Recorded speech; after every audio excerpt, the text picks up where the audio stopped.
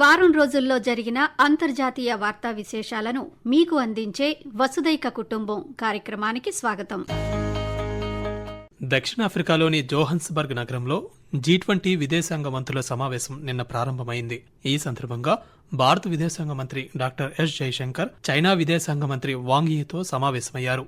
ఇరు దేశాల మధ్య ద్వైపాక్షిక సంబంధాల పరిణామాలను మంత్రులిద్దరూ సమీక్షించారని భారత విదేశీ వ్యవహారాల శాఖ ప్రతినిధి రణధీర్ జైస్వాల్ తెలిపారు. సరిహద్దు ప్రాంతాల్లో శాంతి నిర్వహణ, కైలాష్ మానస సరోవర్ యాత్ర, విమాన ప్రయాణ అనుసంధానం లాంటి అంశాలు ఈ చర్చల్లో ప్రస్తావనకు వచ్చాయని ఆయన వెల్లడిస్తూ, External Affairs Minister and Chinese Foreign Minister, His Excellency Wang Yi, met on the sidelines of G20. The meeting lasted for about 30 minutes. The two ministers reviewed developments in our bilateral relationship since their last meeting in November, specifically the management of peace and tranquility in border areas, Kailash Mansarovar Yatra resumption, trans-border river flight connectivity and travel facilitation were discussed. There was also an exchange of views on G20 and SCO. వారాంతపు media సమావేశంలో రణధీర్ జైస్వాల్ పాత్రికేయులు అడిగిన పలు ప్రశ్నలకు సమాధానమిస్తూ బంగ్లాదేశ్లో SAARC ప్రతినిధులు పర్యటించిన విషయాన్ని కూడా ఆ దేశ విదేశాంగ సలహాదారునితో జైశంకర్ చర్చించారని తెలిపారు. బంగ్లాదేశ్ ఉగ్రవాదాన్ని ప్రోత్సహించకూడదని జైశంకర్ పునరుద్ఘాటించారని వెల్లడించారు.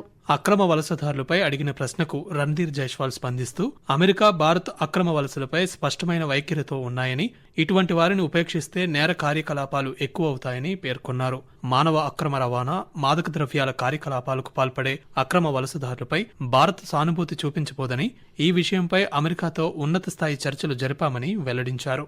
ఉక్రెయిన్ రష్యా యుద్ధంపై భారత్ వైఖరిని ఆయన స్పష్టం చేస్తూ, ఏ సమస్యనైనా చర్చలు, సంప్రదింపుల ద్వారానే పరిష్కరించుకోవాలని భారత్ సూచిస్తుందని తెలిపారు.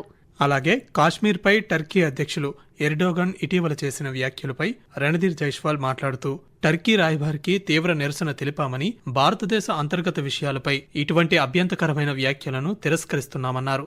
భారతదేశ ప్రాదేశిక సమగ్రత, సార్వభౌమాధికారంపై ఇటువంటి అనవసరమైన ప్రకటనలు ఆమోదయోగ్యం కాదన్నారు.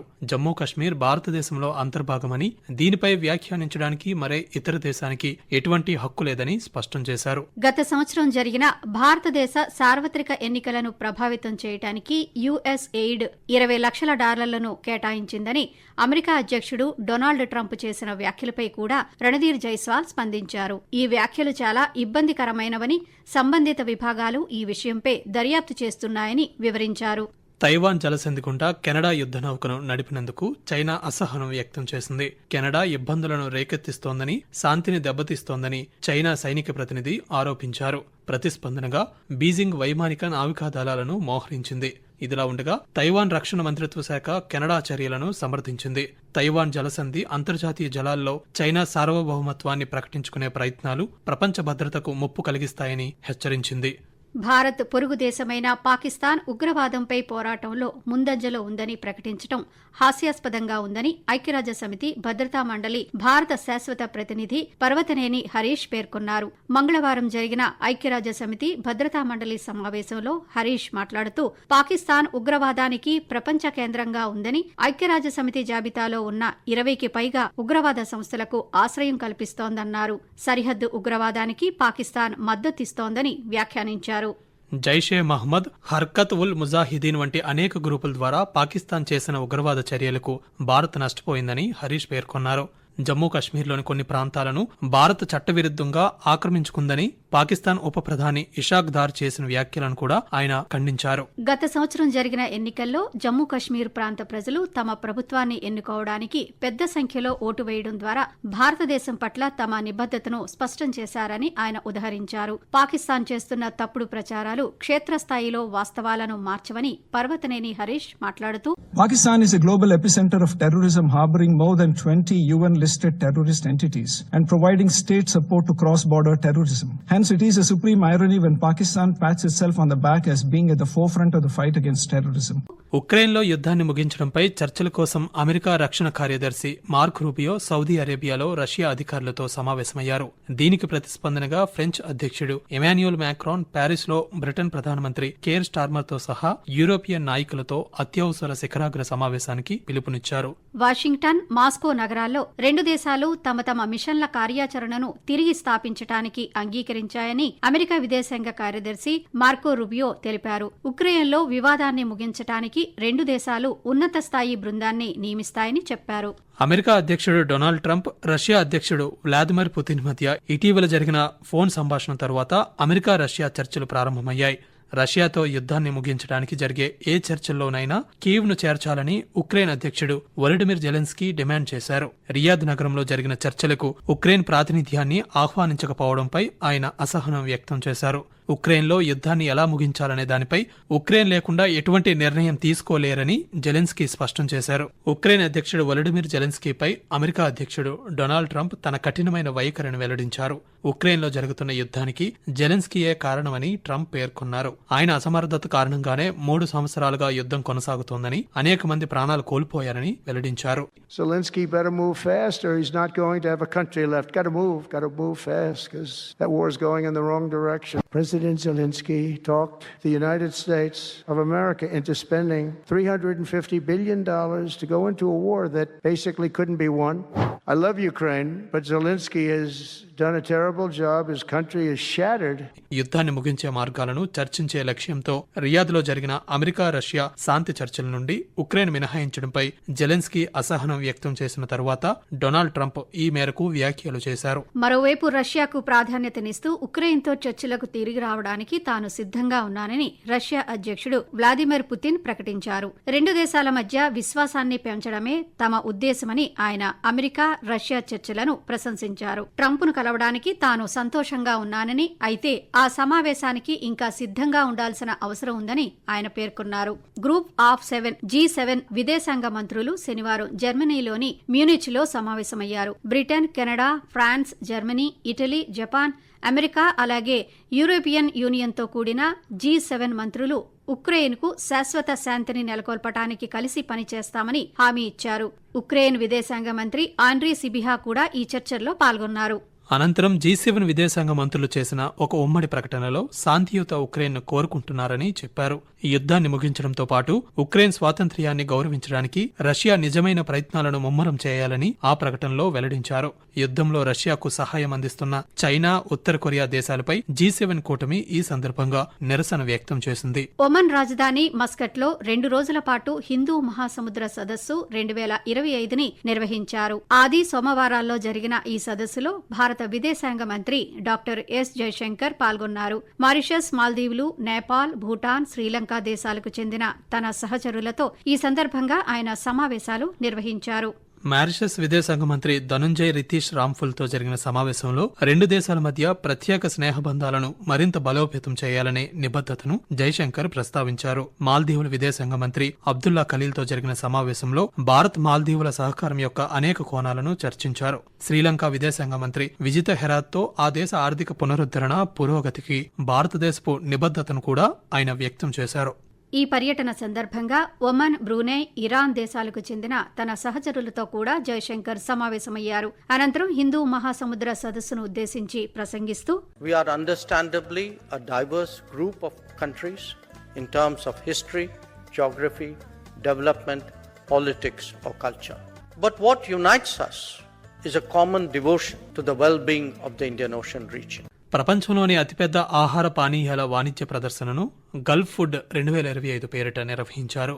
దుబాయ్ వరల్డ్ ట్రేడ్ సెంటర్లో జరిగిన ఈ కార్యక్రమంలో 129 దేశాల నుండి 5,500 మందికి పైగా ప్రదర్శనకారులు పాల్గొన్నారు. ప్రపంచ ఆహార వాణిజ్య కేంద్రంగా దుబాయ్ పాత్రను ఈ కార్యక్రమం బలోపేతం చేస్తుంది.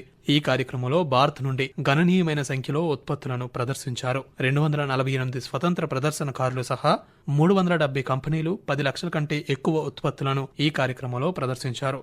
గాజాలో జనాభాను వేరే ప్రాంతాలకు తరలించి పునరావాసం కల్పించాలనే అమెరికా అధ్యక్షుడు డొనాల్డ్ ట్రంప్ ప్రతిపాదనలను ఇజ్రాయెల్ ప్రధానమంత్రి బెంజమిన్ నెతన్యాహు సమర్థించారు. గాజా భవిష్యత్తును భద్రపరచడానికి ఇదే ఏకైక మార్గమని ఆయన పేర్కొన్నారు. ఆదివారం మధ్యప్రాచ్య పర్యటనను ప్రారంభించిన అమెరికా విదేశాంగ కార్యదర్శి మార్కో రూబియో జెరూసలేంలో నెతన్యాహుతో ఈ ప్రణాళికపై చర్చించారు. ఇదిలా ఉండగా బందీలను విడుదల చేయడం, ఇజ్రాయెల్ దళాలను ఉపసంహరించుకోవడం వంటి కాల్పుల విరమణ యుద్ధం రెండవ దశపై చర్చలు ఇంకా ప్రారంభం కాలేదు. 19 మంది ఇజ్రాయెల్ సైనికులను విడిపించే లక్ష్యంతో చర్చలు త్వరలో ప్రారంభమవుతాయని ట్రంప్ రాయబారి స్టీవ్ విట్కాఫ్ వెల్లడించారు. శాశ్వత కాల్పుల విరమణ లక్ష్యంతో గాజా కాల్పుల విరమణ ఒప్పందం యొక్క రెండవ దశలో ఇజ్రాయెల్ బందీలను, పాలస్తీనియన్ ఖైదీలను ఒకేసారి మార్పిడి చేసుకోవాలని హమాస్ ప్రతిపాదించింది. మొదటి దశలో విడుదల కానున్న 6 సజీవ బందీలను ఈ రోజు విడుదల చేస్తామని ప్రకటించింది. గురువారం 4 బందీల మృతదేహాలను ఇజ్రాయెల్కు అప్పగించింది.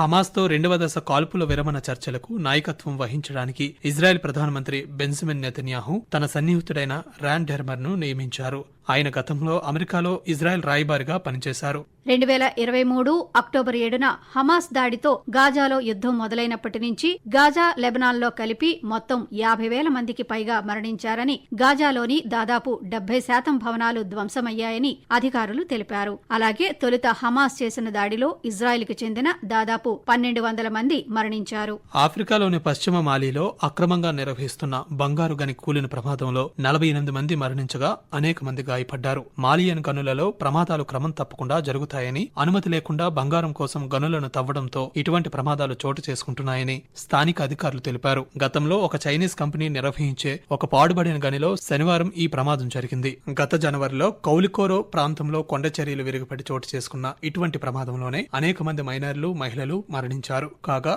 ఆఫ్రికాలో అగ్రశ్రేణి బంగారు ఉత్పత్తిదారుల్లో మాలి ఒకటిగా ఉంది. సూడాన్లో గత కొద్ది నెలలుగా ఎదుర్కొంటున్న సంక్షోభం నుంచి బయటపడేందుకు ఐక్యరాజ్యసమితి $600 మానవతా సహాయాన్ని ప్రారంభించింది.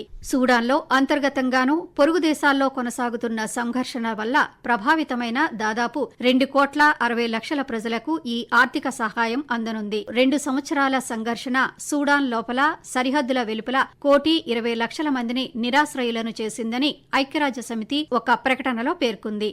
సూడాన్ జనాభాలో దాదాపు 3/2 మందికి అత్యవసర సహాయం అవసరమని, దేశం విస్తృతమైన సంక్షోభాన్ని ఎదుర్కొంటోందని ఆ ప్రకటనలో వెల్లడించింది. బొలీవియాలోని ఒక పర్వత రహదారిపై సోమవారం జరిగిన బస్సు ప్రమాదంలో 30 మంది మరణించారు. పొటోసి, ఒరురో నగరాల మధ్య రహదారిపై చోటు చేసుకున్న ఈ ప్రమాదంలో బస్సు 800 మీటర్ల లోయలో పడిపోయింది. బొలీవియాలో ప్రతి సంవత్సరం సగటున 1,400 మంది రోడ్డు ప్రమాదాల వల్ల మరణిస్తున్నారని ఆ దేశ అధికారులు తెలిపారు. అమెరికా అధ్యక్షుడు డొనాల్డ్ ట్రంప్ మెక్సికన్ దిగుమతులపై 25% సుంకం విధిస్తున్నట్టు ప్రకటించినందుకు ప్రతిస్పందనగా మెక్సికో తన మేడ్ ఇన్ మెక్సికో ప్రచారాన్ని పునఃప్రారంభించింది. మెక్సికో జాతీయ ఉత్పత్తిని పెంచడంతో పాటు సుంకాల ఆర్థిక ప్రభావాన్ని తగ్గించటమే ఈ కార్యక్రమం లక్ష్యంగా పెట్టుకుందని మెక్సికన్ ఆర్థిక మంత్రి మార్సెలో ఎబ్రాడ్ పేర్కొన్నారు.